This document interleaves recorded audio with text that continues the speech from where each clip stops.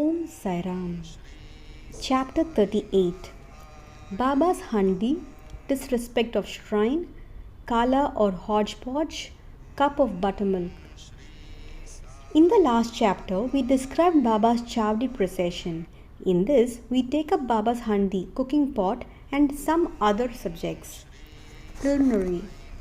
O blessed Sadguru Sai, we bow to you who has given happiness to the whole world, accomplished the welfare of the devotees, and removed the affliction of those who have restored to your feet.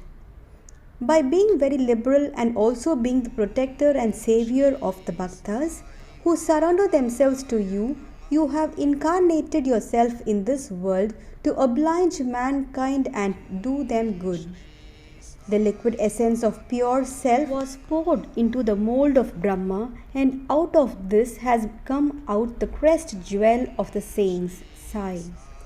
This Sai is Atmaram himself. He is the abode of the perfect divine bliss. After having attained himself all objects of life, he made his devotees established on the path. Baba's Handi.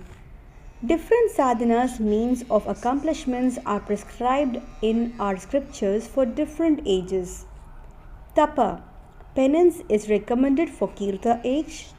Dhyan, knowledge, for Treta age. Yajna, sacrifice, for Dwapara age. And Dan, charity, for Kali present age. Of all the charities, giving food is the best one. We are much perturbed when we get no food at noon. Other beings feel similarly under such circumstances. After knowing this, he who gives food to the poor and hungry is the best donor or charitable person. The Taittiriya Upanishad says that food is Brahma. From food, all the creatures are born, and by food they live, and after having departed into food, again they enter. When an Atiti guest comes to our door at noon, it is our duty to welcome him by giving him food.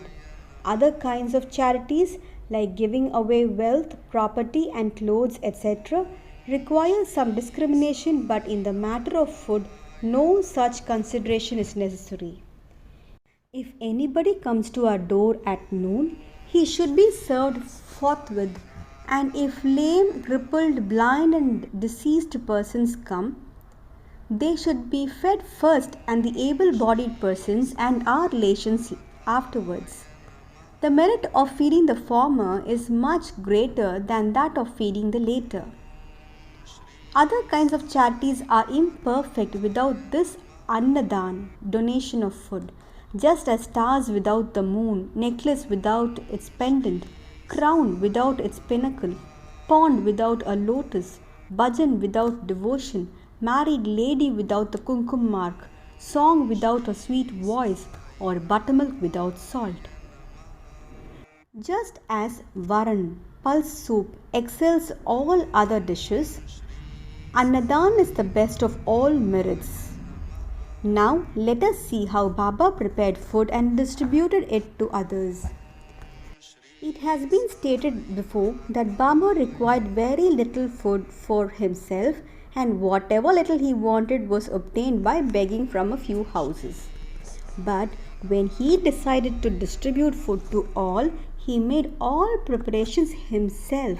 He depended on nobody and troubled none in this matter. First, he went to the bazaar and bought all the things, corn, flour, spices, etc., paying cash. He also did the grinding. In the open courtyard of the masjid, he arranged a big hearth, and after lighting a fire, he kept a handi over it with the proper measure of water. There were two kinds of handis, one small and the other big. The former provided food for 50 persons, the latter for 100. Sometimes he cooked mitte chawal, sweet rice, and other times biryani with meat. At times in the boiling varan soup, he left in small balls of thick or flat bread of wheat flour. He grinded the spices on a stone slab and put the thin pulverized spices into the cooking pot. He took all pains to make the dishes very palatable. He prepared ambal by boiling jawari flour in water and later mixing to it buttermilk and then boiled both together. With the food, he distributed this ambli to all alike. To see whether the food was properly cooked or not, Baba rolled up the sleeve of his kafni and put his bare arm in the boiling cauldron without fear. Churned, moved the whole mass from side to side and up and down. There was no mark of burn on his arm nor fear on his face. When the cooking was over, Baba got the pots in the masjid and had them duly consecrated by the Maulvi Muslim priest. First, he sent part of the food as prasad to Mahasalpati and Tatya Patil, and then he served the remaining contents with his own hand to all the poor and helpless people to their heart's content. Really blessed and fortunate must be those people who got food prepared by Baba and served by him.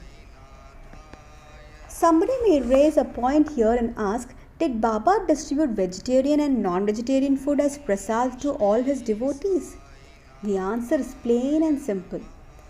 Those who were accustomed to non-vegetarian food were given non-vegetarian food from the handi as prasad, and those who were not so accustomed were given vegetarian meal. He never created in them any wish or desire to indulge in this food.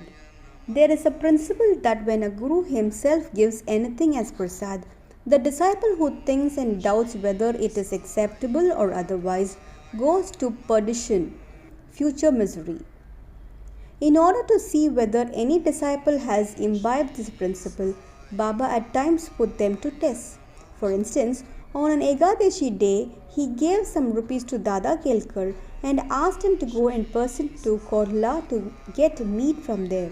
This Dada Kelkar was an orthodox Brahmin and adhered to all orthodox manners in his life. He knew that offering wealth, grain and clothes etc. to Sadguru was not enough, but that implicit obedience to him and prompt compliance with his order was the real dakshina that pleased him most. So Dada Kelkar dressed himself and started for the place. Then Baba called him back and said, "Don't go yourself, but send somebody." Then Dada sent his own servant Pandu for the purpose.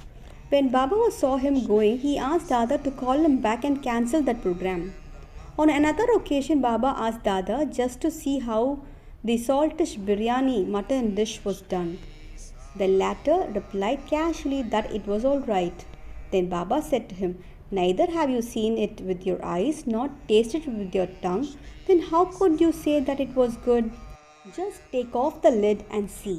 While saying this, Baba caught his arm and thrust it into the pot and added, "Take some out of this, leaving aside your orthodox ways, and taste a little." When a wave of real love rises in a mother's mind, she pinches her child, and when he begins to cry, she hugs him close to her bosom. Similarly, Baba, in a true motherly way, pinched Dada Kelkar in this way. Really, no saint or guru will ever force his orthodox disciple to eat food forbidden in his religion.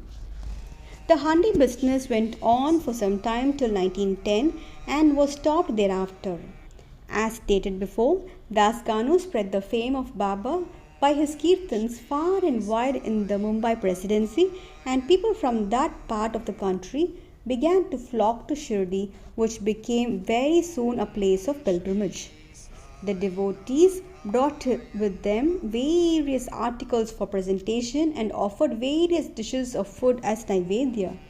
The quantity of naivedya offered by them was so much that the fakirs and paupers could feed themselves to their heart's content, leaving some surplus behind.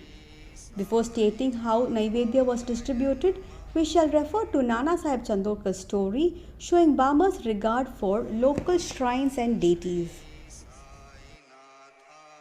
Nana Sahib's disrespect of a shrine. By drawing inferences or guessing in their own way, some people said that Sai was a Brahmin and some said that he was a Muslim. In reality, he belonged to no caste. No one knew definitely when he was born and in what community and who his parents were. Then how could he be a Muslim or Brahmin? If he was a Muslim, how could he keep Duni ever burning in the masjid? How could there be a Tulsi Vrindavan there? How could he allow the blowing of conches and ringing of bells? How could he allow all the different forms of Hindu worship there? Had he been a Muslim, could he have ears pierced and could he have spent money from his pocket for repairing Hindu temples? On the contrary, he never tolerated the slightest disrespect to shrines and deities. Once, Nana Sahib Chandorkar came to Shri with his sadhu, husband of his wife's sister, Mr. Biniwali. When they went to the masjid and sat before Baba, the latter suddenly got angry with Nana Sahib and said, "You have been so long in my company, then why do you behave like this?" Nana Sahib at first did not understand anything and humbly requested Baba to explain. Baba asked him when did he come to Coprigon and how he came to Shirdi from there. Nana Sahib then at once realized his mistake. He usually worshipped the shrine of Datta on the banks of the Godavari at Coprigon on his way to Shirdi, but this time he disordered his relative who was a Datta Bhakta from going to that shrine in order to avoid delay and drove straight. He confessed all this to Baba and told him that while bathing in the Godavari, a big thorn went into his foot and gave him much trouble. Baba said that was a slight punishment he met and warned him to be more careful in future. Kala, hodgepodge. To revert to the distribution of the Naivedya, after the Aarti was over and after Baba sent away the people with Uddi and blessings, he went inside and sat behind a curtain with his back to the nimbar for meals. With 2 rows of the intimate devotees, one on each side, the Bhaktas brought Naivedya containing a variety of food such as puris, mande, polis, basundi, sanza, fine rice, etc. and kept waiting outside for prasad consecrated by Baba. All the foods were mixed in a hodgepodge and placed before Baba. He offered it to God and consecrated it. Then portions of the same were given to the persons waiting outside and the rest was served to the group of devotees inside, with Baba at the center.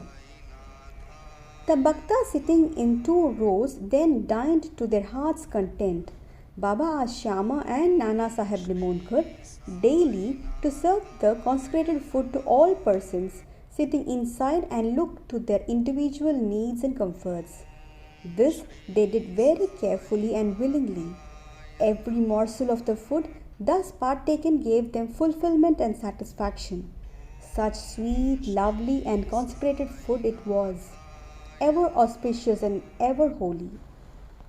Cup of buttermilk. Once Hemadpant had eaten to his full capacity in this company when Baba offered him a cup of buttermilk. Its white appearance pleased him, but there was no space for it.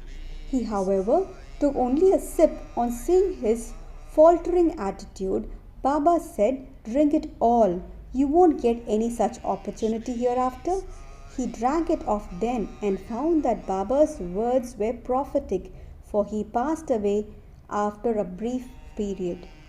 Now, readers, we have certainly to thank Hemadpant. He drank the cup of buttermilk, but has supplied us with sufficient quantity of nectar in the form of Baba's Leelas. Let us drink this nectar to our heart's content and be satisfied and happy. Bow to Shri Sai. Peace be to all.